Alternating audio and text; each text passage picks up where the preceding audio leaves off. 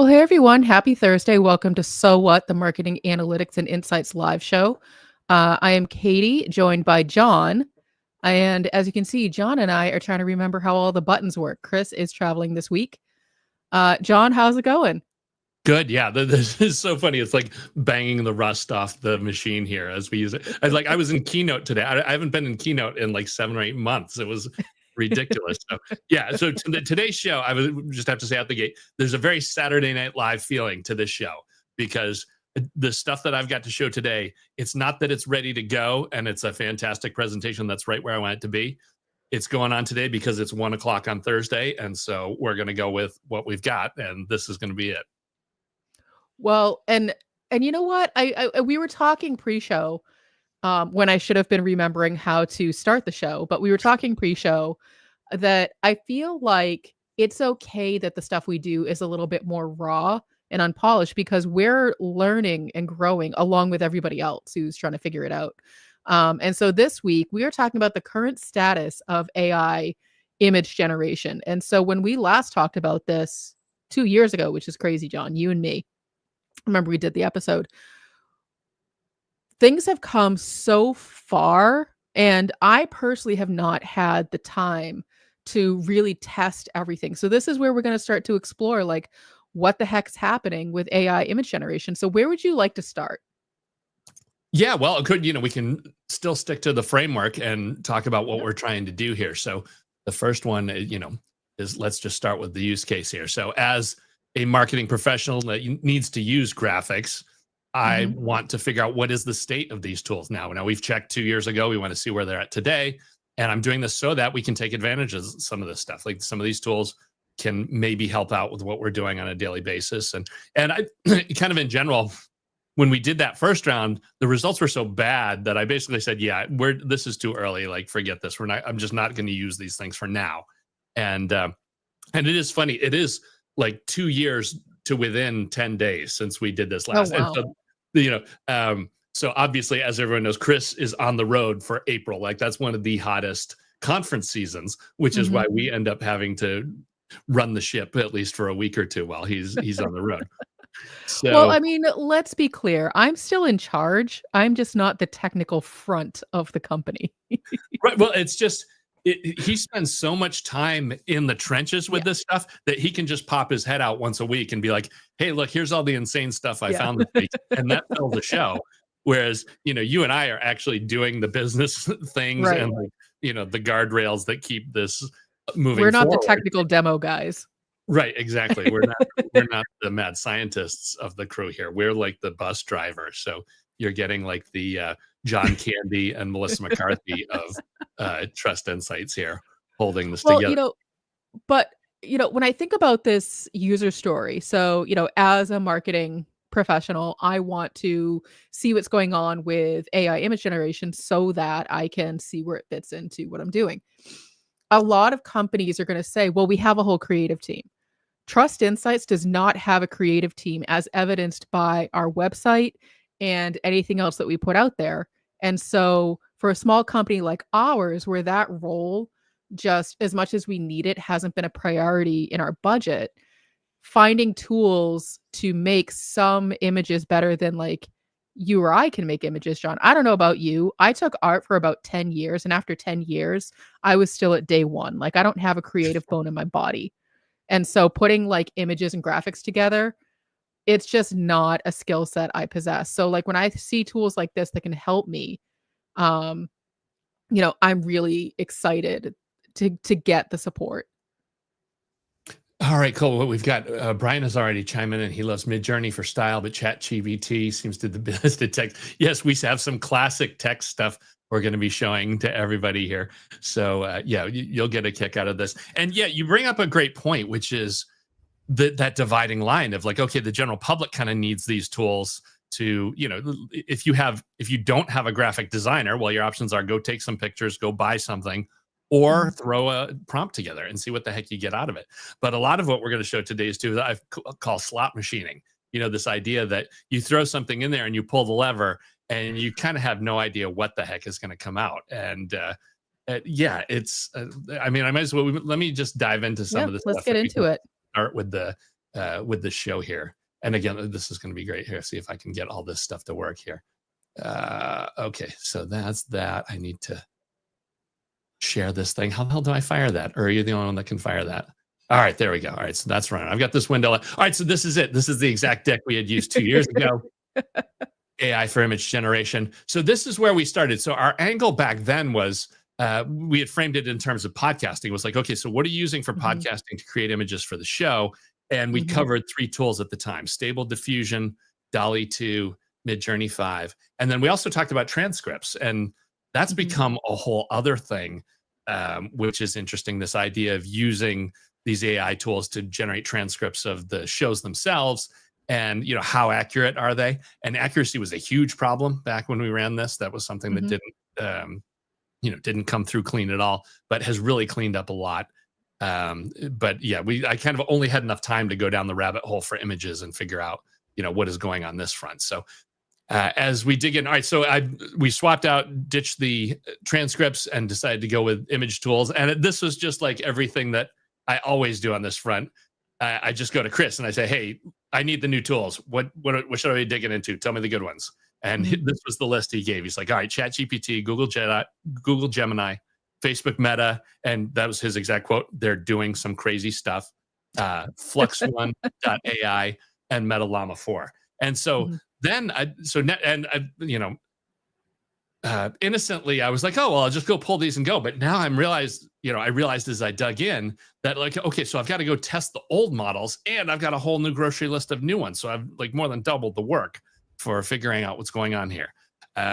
So the adventure begins. I started to jump in, and the original case that we had run was the Simon Sinek interview over on Marketing Over Coffee. And, there was a graphic up there. There's the show notes. And the idea was, okay, what can we use for AI tools to, just generate some stuff for this? And to give you a little bit more of an idea too, here's Simon, handsome guy. That's him with his book. That's the Marketing Over Coffee show logo that gets used on the episode. So like, this is stuff that's out there on the web that these models are going to pull from. And so we had started with that. And yeah, back at the day, we used Stable Diffusion, which back then it was confusing. Like, you couldn't even find it on the web. You had to like go to a secondary website and get there. And it hasn't gotten any better too. Now, so Stable Diffusion is now owned by Amazon, and it's baked into a bunch of tools. Like, I don't think there is an interface where you can just go to and say, hey, Stable Diffusion, crank me out a picture. Although I could be wrong on that, because all these things are all over the place.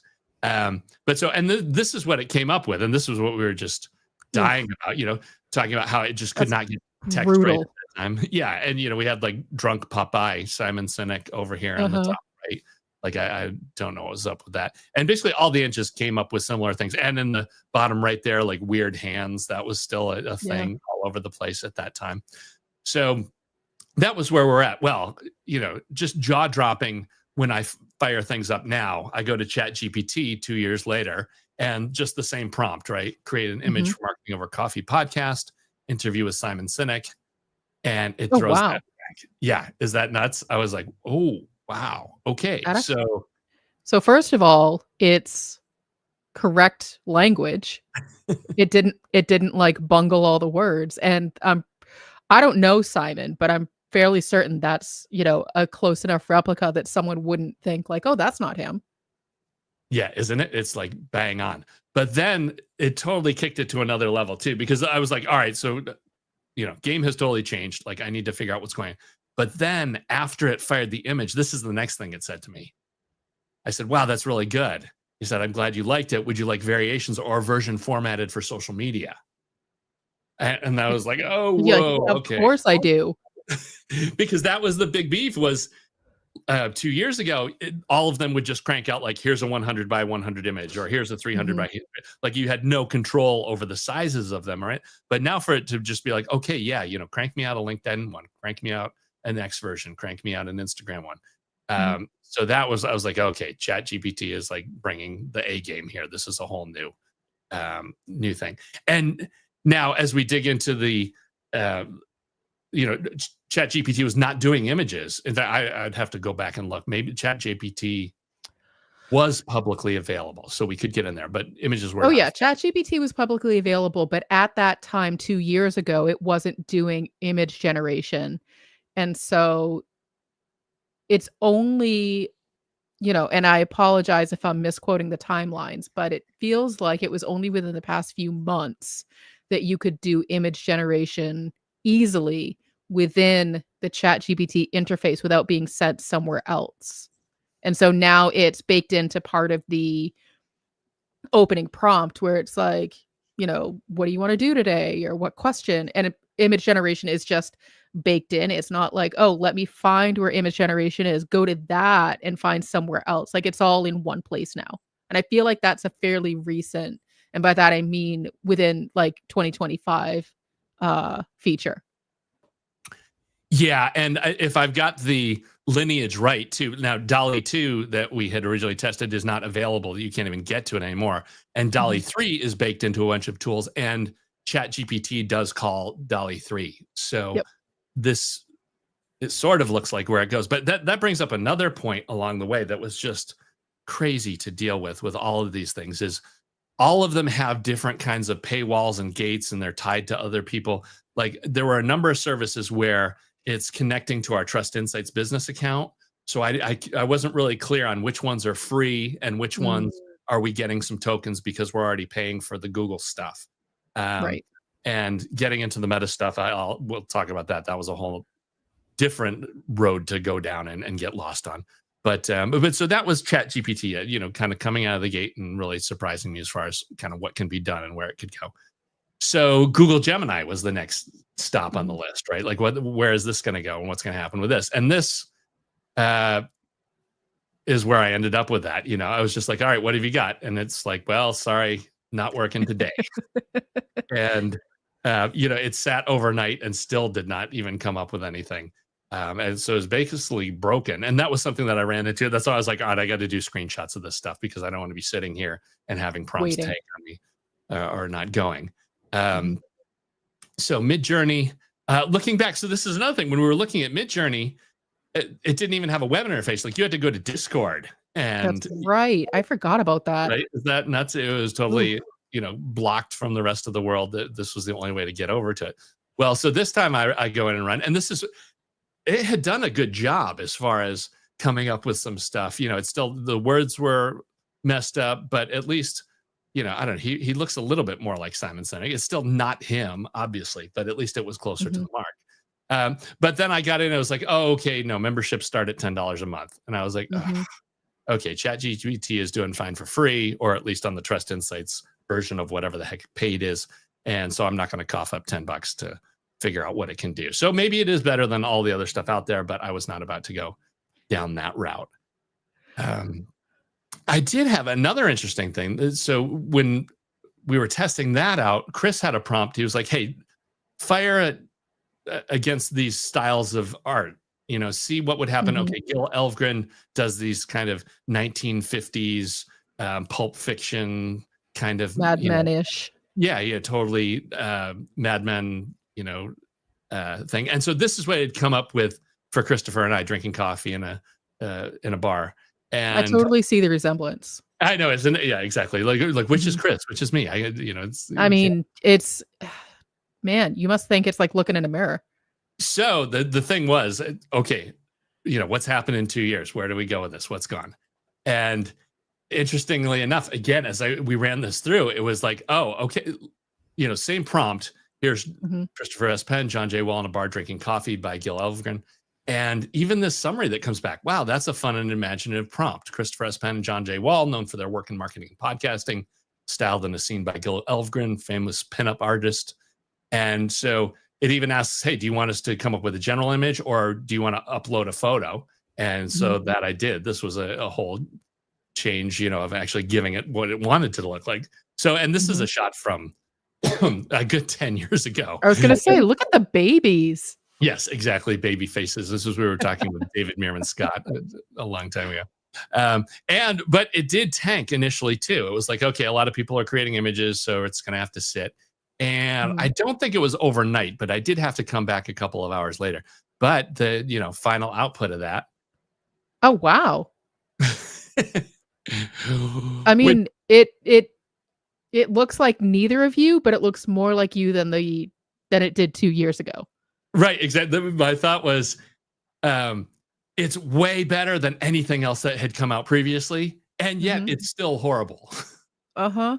Like, it's definitely not us, but it is a lot No. clo and the other kind of interesting thing with that was that it didn't get as close on the stylistic side of it. Like, these candelabras are definitely not 1950s, going on. But, Mhm. that was at least interesting that, the current tools now are way ahead of what Mhm. we had 2 years ago. So, I mean, at least has a passing resemblance to us.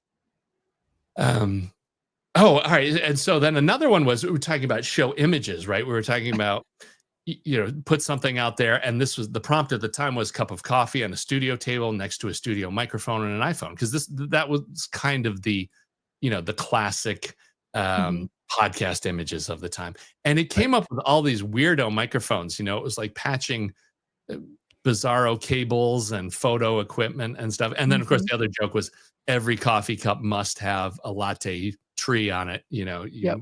have to have that. Um, but overall, it was pretty close. Well, it was the same deal. We ran that through, and right out of the gate, they come up with something that's pretty much dead on. Mhm. Less complicated, but none of the weird artifacts or bizarreness. It was a lot closer What to. This strikes me as I'm giving you exactly what you asked for, which is why when we talk about prompting, we talk about specificity and getting detailed. And so we obviously have, a bunch of different prompt structures, the most recent being trustinsights.ai/repel. So, the repel framework will walk you through getting really sophisticated. But what you asked for was a cup of coffee on a studio table next to a studio microphone and an iPhone. And I would say like 95% of what you asked for is there. It's a little you can see like on the right side of the mic, it's a little wonky, but like that's only if you really look at the image for a very long time. Otherwise, you'd be like, "Oh, there's coffee and a mic and a phone. You're good." It's exactly what you asked for. Yeah, isn't it? It's amazing how it just does again what it says. And this was, learning from the previous round was, hey, your prompts have to be a whole lot better. Like my prompts are obviously garbage because I'm not getting what I want. But the thing was, I did want to use the same prompts for this round so that we could see that gap of Oh, where sure. things go. But yeah, you can if that's the great thing of all of these are just the ugly first shots. If you keep talking to it and moving it along, you can get closer to where you want to go. Mhm. And yeah, it can come up with some interesting stuff. Um, Let me think. We also had. Did I get into meme? Oh, Facebook Meta. Yeah. Okay. So this was the next. Uh, I was ready to dig into this and kind of see where it goes. It gave me just a headache trying to get in the door. It would not let me get in, and it was a matter of like it wanted to verify my age. It wanted me to do captchas. It wanted me to log in with my Facebook account, and I kept chipping away. Finally, I had to go out of my browser and go to a browser that was my personal one that I use Facebook so it could grab my Facebook login, which for some reason it couldn't do. And so it came up with this, which I don't know. I mean, what's your gut on this one here? Well, again, I don't know Simon that well, so I can't say, "Oh, yeah, that totally looks like him," or "That's him adjacent." But I don't look at this image and immediately think, "Oh, there's weird stuff in there." But knowing that it's an AI generated image, I wanna know who the other person is. Like, where did that person come from? Like, you know how this is a little weird. You know how, like, when you have a dream and it, like, puts together people that you've literally never seen, and they're meant to represent people you may have, like, passed in the grocery store or, like, one time when you were 5 at the amusement park, you maybe saw a face. That's what this, strikes me as, is like, where did that face come from? Yeah, that was the one that got me too. And like, why is that person so small? They're kind of like, They're you know, either, like, squatting down or it's a child with a 5 o'clock shadow. right? Because it's like a regular head, but like way down lower than it should be. And yeah, the Simon thing is a little like it. It's like 95% Simon, but it's kind of like, or did you make a evil clone of Simon? It's Mm, like it's definitely not him 100%. And there's a little weirdness with his hand there. He's got a little, I don't know what the heck is going on there under his thumb. There's like a half finger in there or whatever. The other thing that was interesting to me was the idea that the green awning is across the street. Like that's you can totally think of that's a Starbucks poll, right? Like every Mhm. Starbucks has a green awning, but here it's across the street. So that was kind of Well, so maybe he's in the indie coffee shop and the Starbucks is across the street, so it's like a social commentary against shopping small businesses. right. It's a buy local. The cups look shockingly like Starbucks, but aren't Mm, Starbucks. So that was where that was. So that was the same. I was kind of like, all right, it was a lot of headache to get over here, and the results were a little bit weird. So that's enough mhm, for me on that front. Um, Flux1.ai. This one I knew nothing about. This was another mhm. one that Chris was like, oh, go dig that up, go check this out. And as I get, I go to the website and it's just, Oh the my god. classic, I know, classic like tech right out of the gate. I'm like, okay, we have, women and cats and right on the mark. Hmm. But then at first I was like, all right, this, seems to be something that's different from everything else. So let's get started. Let's fire up. And I go to the first screen and they show a sample image and it says, Flux AI image generator result. The original prompt was a dark haired woman in her early 30s playing the piano. Hmm. And I'm like, that's not a piano. I don't know what the No. story with that is. So that was a little bit weird. So you can imagine, I was like, all right, let's fire this up. Let's throw the MOC prompt in there. And it Oof. was like 2 years back, like, Yeah. no dice with the words. We've got some coffee cups. I often sprinkle whole beans around my morning coffee just for, aesthetic effect. Right. It makes it feel more coffee if there's a Makes couple it of. it makes it feel more like coffee shop to have, like, just beans everywhere getting under everything. And this is another interesting one too. I've noticed on a couple of tools having the watermark on the Mm, image, like, hey, we're taking all this stolen stuff, but now this is ours. We're defending this. So here's a watermark because we mhm. wouldn't want people just willy nilly grabbing images and doing stuff with it on the internet. That would be Well, horrible. but, it's the old school, business model where, like, Getty Images or something like that, like, if you wanna do it for free, you have to deal with the watermark, but if you want that watermark out of there, pay up. Isn't it? Yeah.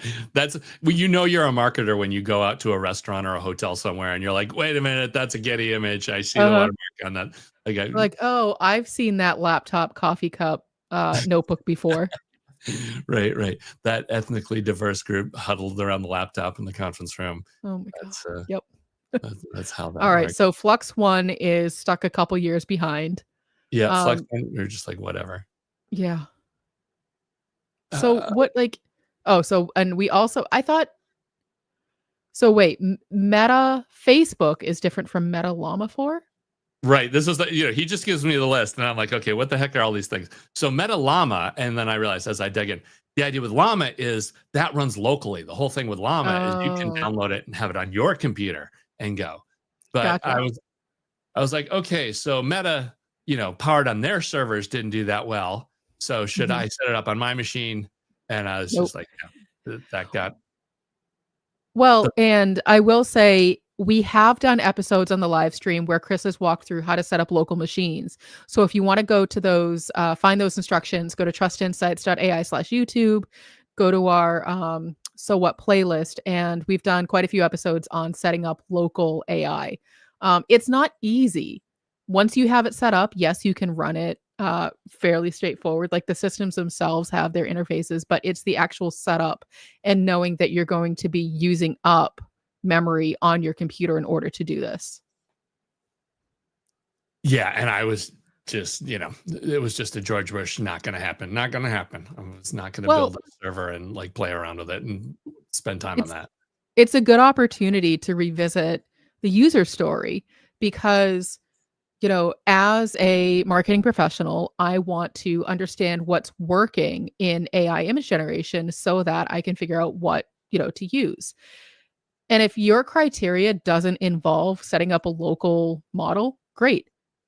Get it right out of there. Then don't even consider that as part of your tech stack because these are things that you need to be able to make work for you, not just what everybody else is using. And that's something that we talk about a lot is there's a lot of AI hype right now. I mean, has been. And we all sort of get this feeling like, oh, we're being left behind and, I'm not moving fast enough. Really challenge yourself to think what works for me specifically And for you, John, setting up a local model doesn't work. And that's okay. That means that it's not the right tool for you. Yes, that was where I was going to dodge that bullet there. It's Brian just brought up a point. I'd heard about this Midjourney print magazine. I have not checked it out myself, though. So I'll throw that out there if anybody wants to dig into that. The idea that you get a print magazine and it has the images and the prompts, so you can get ideas on what kind of prompts that you should be writing and give you some guidance on that front. So thanks for that, Brian. We'll throw that out there. All right.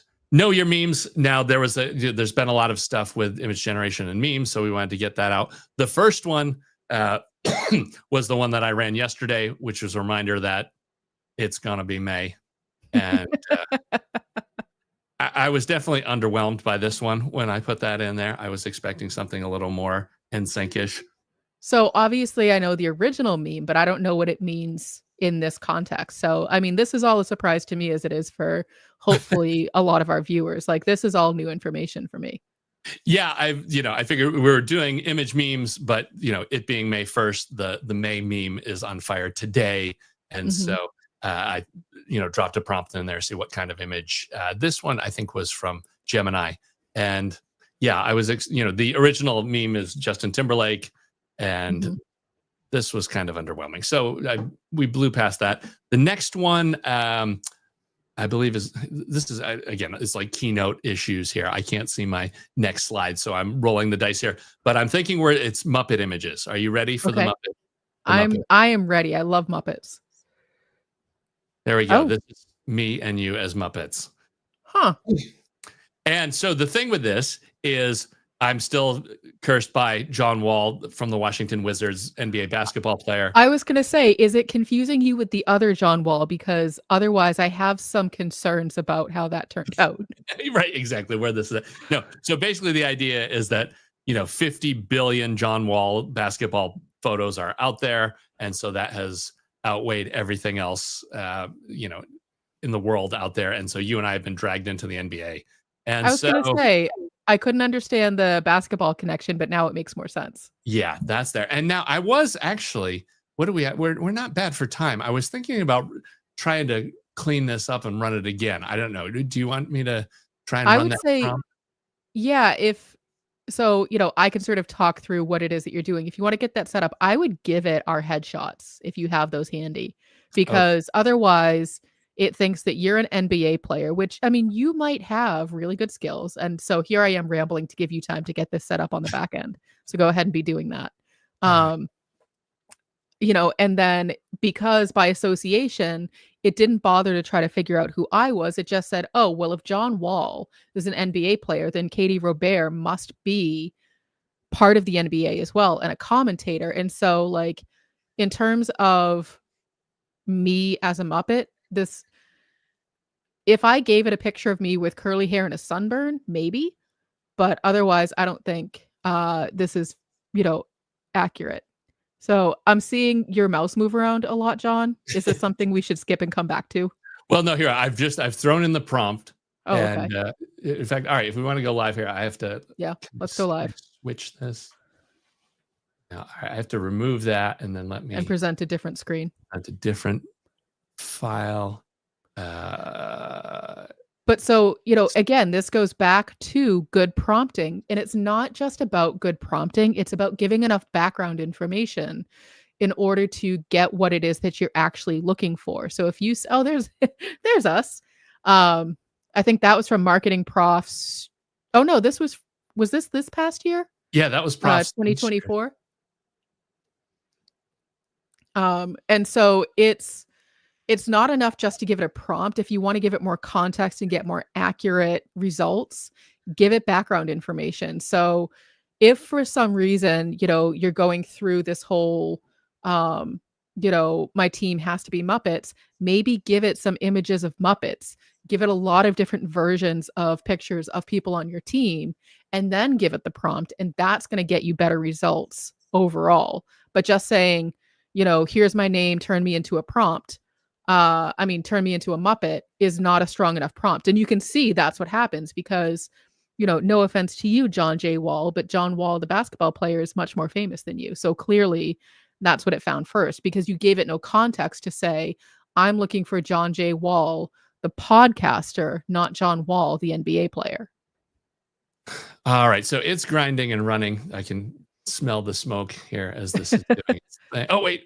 Oh. It was almost, I thought it was doing something, but it's Oh, not. I think you have to. Is Do I have that to our? download it? That's our picture. That's the Yeah, source. that's the original image. So I don't All know. All right. right. We'll Let's move on, and we'll come back if it decides to do its thing.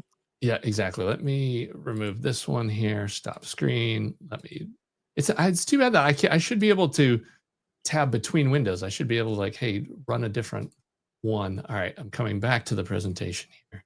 So what we can do in the post show when we put this up on the website and everything is we can also share some of the pictures that we didn't get to show. So if the Gemini prompt actually goes through, we can show that version as well in the post show notes. All right, so that was that one. All right, this was the one you had teased in the beginning, action figure. This is the other meme that's out there. And it was actually kind of funny. It was over in DALL-E 2 where there's some discussion of this. Turn yourself into an action figure. As I drilled down in, here's the prompt that we had used for this. Okay. If you want, I'll throw the prompt. That'll be over in the Analytics for Marketers board. You can go over there, get a copy of this, and you can try it out. And so I have not tried this. So it's something that I see everyone else doing, and I was like, oh, I should get to that eventually, and I just haven't. But so I'm interested to see what happens. All right, yeah, and so I did a first run, and we basically filled in a bunch of stuff about you. So the first shot was like, okay, let's make Katie into an action figure, and there we go. Huh. Okay. So wearing my leprechaun hoodie. I said hoodie, and then I think I said something about St. Patrick's Day theme. So gotcha. it's kind of weird, a green mask. We got the dog. Putting data on the coffee cup, that was not, I just said coffee cup, and it threw data on there. So that was pretty interesting. I was surprised with that. I feel like perhaps, and maybe, can you go back a slide to the prompt? Yeah. To the slide before that. Oh.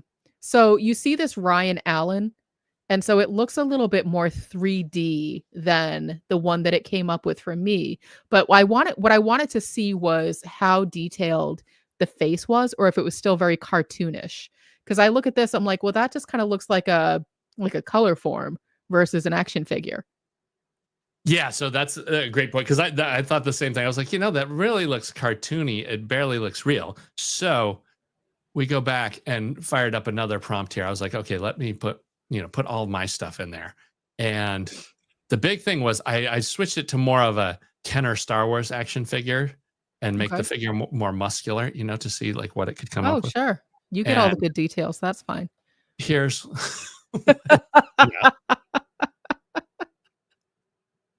I know, isn't this? I'm like, well, first of all, I didn't put dwarfism in the prompt anywhere. I don't know why. And your action figure is so big and muscular that you're outside of the packaging for said action figure. Yes. Is it? And like for some reason, there's no blister pack for the figure. No. It's because you're so muscular, right? Like you sort of hulked out of it. Yeah. So if I were to do future prompts, I would dial it back a little bit. It did totally nail. I look like a Polly Pocket, and you're just hulking out of your, and I'm packaging. Through. For some reason, I have 2 Thor hammers. I don't know what that's about. You have 2 Thor hammers. That's right. Okay. So, yeah. I gotta say, I'm underwhelmed by my action figure. I would not buy her off the shelf. Dude, this is so funny. The comments have totally blown up here. The Muppet Show theme playing. Yes, absolutely. Greg mentioned coffee, puppy, laptop. Believe in yourself. Has said AI sense of humor. So yeah, so that was the action figure meme. I don't know. It's a little bit creepy and weird as far as I'm concerned. But yeah, I think you could. I'm gonna try it and see if I can get a better version. So did you give the prompt a headshot as well for reference? For both, yeah, which both. is interesting. Yeah. Interesting. And so but my action figure has decided that there is 0 definition to my face. Well, no, I think it was just it took the cartoony a little too serious. And A little another bit. thing, yeah, I didn't get to do any slot machining on this. Like it would be fun just to run the exact same thing again and just see how different it is, Mhm. um, or where it goes. All right. And oh yeah, all right. So yeah, we actually have. I was concerned we were going to burn through this in 10 minutes, and we haven't. So that's great. But I do want to hit a couple of the other things. And Photoshop was the big one. Mhm. In doing show images, this was an interesting one. I wanted to do. The episode was on AI clones, and so I said, just make me a show image of AI clones. And it was interesting. This is again, I call this hot dogging. The idea that like you ask for steak, but you get something that's based on everything out there that's not as good. And so, because you've got Star Wars with Attack of the Clones and all this Star Wars stuff about clones out there, it actually pulled it towards Star Wars. Yeah, there's kind of a C3PO here and R2D2, and this is kind of a Vader over here that it's pulled over in that direction. I was Um, gonna say, is this meant to be, like, famous clones throughout history? Because it's very like, I don't get it. yeah, I was just, this was totally a let me just throw it to you and see what the AI generates. And the prompt was, create AI clones, do a batch of clones, um, and just show me what you get. Mm, And this was it. Yeah. And for some reason, it spread them over history, which was kind of interesting. yeah. But that's where it got. And then I wanted to lead this as transition to talk about Photoshop because all Mhm. these other things are, freestanding tools, but Photoshop has a bunch of stuff baked in, and there's other tools that have this image generation baked right into the product. And I Mhm. wanted to throw this one out here. This is Tom Webster from our interview with him. And I wanted to lead with the result first. What do you think about this, Katie? Does this You work? know, again, it's I know Tom Webster well enough that I would look at this and not instantly think AI generated. I would think it looked close enough, like, I wouldn't, because here's the thing, like, with all of these images, with anything we put out there, the content, the social, as much as we wanna think people are, like, studying it and cherishing it, these are not works of art. People are giving it maybe a 2-second glance and then moving on. They're giving it a longer glance if something is apparently wrong with it or sticks out or there's an anomaly, but there's nothing really anomalous about this. It looks enough like Tom Webster that I would look at this and go, "Oh, Tom Webster," and then move on with my day. Yeah, it actually is Tom Webster. So this is the Oh, headshot that good. we've used for the episode. So you've got that now. The big thing is I get these images all the time. I get regular headshots, and this one is better than average for Tom because it's got most of him. Some are literally just ahead, and I'm like, okay, how the heck do I Right. make just ahead into a 820 wide magazine format shot? Yeah. And so this is something that Photoshop does pretty well. If you give him I give him the Tom image, and then I'm able to just say, okay, extend the background based on the original shot, and this is what it comes up with. I'm Which guessing it does it pretty well because that's what the software was meant to do in general. So it's not like you're bringing it to an AI image generator that doesn't do this. Like, Photoshop is meant to do this manually or with AI. So I'm not surprised. Like, you can see, like, maybe the background, like, you could see if someone did like a rack focus where it's like focused on Tom, the background is meant to be blurry.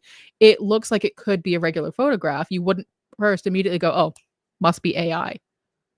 Yeah, right. It does cross over enough that like your first inclination is not, oh, that's fake. Like Mhm. you're just like, okay, that looks pretty decent. To give a couple of, so this is Mari Smith, same Mhm. deal, just the shot of her with the chair. And this looks like it could be a hotel lobby or something. I mean, this is believable. Yeah. Could run with that. And Kazi Bruno here. This one was interesting. I had run it and it was just got too busy. And so I used a little vignetting and, brightened up her original shot Mhm. so that she's still focused. But yeah, these are all good. And all of these are still you're dealing with slot machining. It'll give you three that come out the door, and usually one of them is horrible. It just doesn't work at all. And you Mhm. can usually get one or two that are on the mark. And same deal, you can refine your prompts and get closer if you want to go. Um, but then, like for pure image generation, like it's still not that solid. We had a show where mariachis came up for some reason, Uh-huh. and like that's mariachis is a recurring theme. Sangria is a recurring theme on the show. But when you drill in close, like those don't look. Those are like It's nightmare like a mariachi. nightmare. Yeah, that's like a little bit weird. So the kind of pure AI, it's still not there for getting that together. But Um, again, it goes back to the more, and this is true of text-based prompting and image prompting, the more background information you can give it, the more research you've done already, the more data you can provide, the better the results are going to be. But asking it to create something from scratch, to your point, is slot machining. Is this And I don't know about Photoshop in the last 3 or 4 months, but the last few times I've dug in, like, it's just not there with faces. It just cannot yeah. make a face that works. If you want an intelligent fill or a background or something pulled out, yeah, it works great. But yeah, I've been struggling with that. I actually had, let's just see if our Muppet, let me see if anything came up on the Muppet side there. Yeah, it's choked on the Muppet. I don't know what's wrong with it. Although let me download that, just make sure that, yeah, no, the download is still us. So it just can't handle us as Muppets, unfortunately. I think that's where we're at on that. But I did want to take a couple seconds too. Ethics and compliance have kind of come up. I mean, one thing for me was just rampant theft. People, these machines grinding out stuff that are trademarked images or people, and modifying images without consent. Teams that could use stuff to change images or do things they shouldn't be doing with images. And you as organizational behavior expert, this was where I wanted to at least get some of your opinions on where you think this stuff is going and what needs to be watched and where are we at today. Well, what's interesting, and this is something that I say with Chris a lot on the podcast and in other contexts, is new tech doesn't solve old problems. If anything, it just highlights existing problems and magnifies them. And so, art theft and modifying images without consent, that's not an AI problem. It's just a problem that's been exacerbated by AI and puts more of a spotlight on it because things are being generated more rapidly. But, I mean, think about, someone, a famous Van Gogh painting, like, Starry Night, or, like his Sunflower, something like that. There's no shortage of people who have made replicas of that and passed them off as originals or close enough to try to make a quick buck off of it. Or, there's you have the brands that are on like Amazon or Etsy. They're knockoffs of small businesses that the small business has to go out and find in order to see, hey, you were selling my thing. It's not proper trademark. Like, this is not, I guess my point is, this is not an AI specific issue. The theft and the modifying the images. It's an issue in general with content creation, image generation. AI just makes it happen faster or sometimes harder to spot. And so, it goes back to making sure you have a clear user story. Why am I using image generation in the first place? But then also digging deeper into the 5 Ps: purpose, people, process, platform, performance, and your risk mitigation. So with AI in general, without getting too deep into, the compliance, you need to be willing to accept a certain amount of risk with whatever is generated with AI so that you can say, AI created this thing. I stand behind it. I'm putting it out into the public now because now it's not just AI generated. My name is on it as well as someone who is endorsing this thing, And so with image generation, you're saying, okay, AI created this thing, but now my name is under it. So if it's copyright infringement, if it's, just a straight up, rip off of something, I've done my due diligence and I'm okay with that. And so the technology, this is going to sound a little convoluted, but the technology is not responsible for not ripping off images. You as the human are responsible for making sure you're not putting out things that you won't stand behind, which could be ripped off. So you have to do your due diligence to make sure that's not happening. That sounds good. I think one other upcoming meme, believe in yourself, said, may the 4th be with you. That is another one coming down the pipe for Star Wars fans. Yeah, good artist copy, great artist steal. This is true. The only other one was, as far as compliance, is there anything that you're concerned with as far as the slot machining? The fact that do you make this your process and it's just, you just say, okay, try 10 times and hopefully you get something good? Or, is that just kind of gives me an instant angst when I look at process like that? Well, again, it goes back to making sure that you are being specific enough in your prompting and giving enough background information so that you're not saying something as simple as generate, a tree with a squirrel and then just sort of like crossing your fingers and hoping for the best.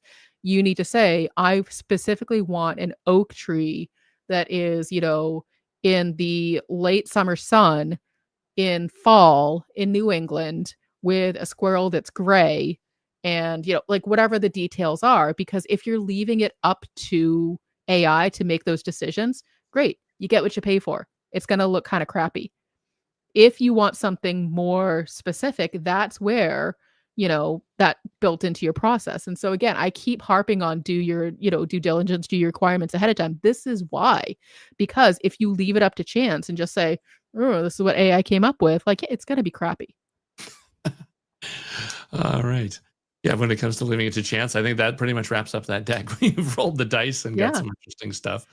I mean, But we covered a lot. AI image generation has come pretty far since the last time, John, you and I covered this 2 years ago, as we've seen, but it still has a ways to go. And, you as the human are still in charge. You're the one who's responsible for giving it clear instruction, giving it background information, and then making sure that what comes out that you're going to put out there in public is something that you're comfortable with, that it's not, a rip-off copyright infringement, because you don't want to deal with lawyers. That is just not something you want to have to do. So make sure that part of your process includes human intervention and QA. I like it. That's all I've got. Anything else from you? I think that's it. I think we have a lot of other stuff we wanted to talk about. Something we want to talk about maybe up in the upcoming weeks is voice generation. I think that we can cover that. But yeah, I think that does it for today. So let's see if I can remember how to close out the show. Thanks for watching today. Be sure to subscribe to our show wherever you're watching it. For more resources and to learn more, check out the Trust Insights podcast at trustinsights.ai/TI podcast and a weekly email newsletter at trustinsights.ai/newsletter. Got questions about what you saw in today's episode?